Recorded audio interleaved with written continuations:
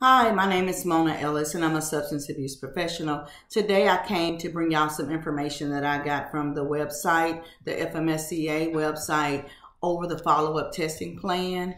I've been getting a couple of questions from my drivers and even from one employee of a major big company.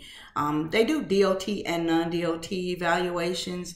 And so because of that, it kind of triggered a thought in my mind that it's something I think that I should share with individuals who are subject to DOT.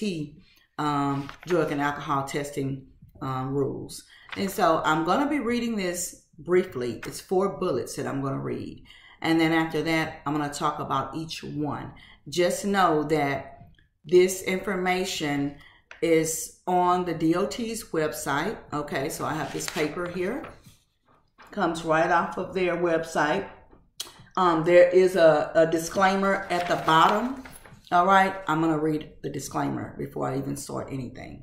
So it says the publication is distributed by the United States Department of Transportation, Federal Motor Carrier Safety Administration. It is meant to serve as a guide only. And the agency, or Mona Ellis, the SAP, does not assume responsibility for any omission, errors, ambiguity contained herein. The content may not be relied upon as a substitute for the agency's published regulation, meaning that you still have a responsibility to go on to the DOT FMSCA website and find out what the federal regulations are. It's your responsibility. But this is what I'm bringing attention because it's been a concern that has been brought to my attention on behalf of a driver. And so I wanted to kind of just put it out there. The follow-up testing plan, it has to be done under direct observation. So I know a lot of the pre-employment tests may not be up under direct observation, but the follow-up testing plan must be done based on the federal regulations, okay? So based on conforming rule 382.311. So when your employer sends you, don't get upset with your employer. Don't get upset with the collector. They're doing their job based on the federal regulations. All right. So the employer must ensure that it's carried out. Okay.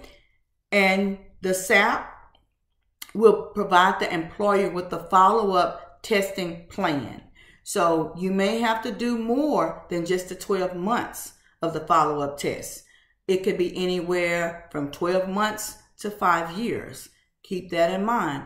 You won't know what your testing plan is because the SAP provider will not provide you with a testing plan because in the federal regulations, we cannot provide you with a testing plan. It must go to your consortium if you're getting a 1099 or if you're self-employed, or it must go to your employer, designated employer representative. Not just anybody at the company, designated employer representative.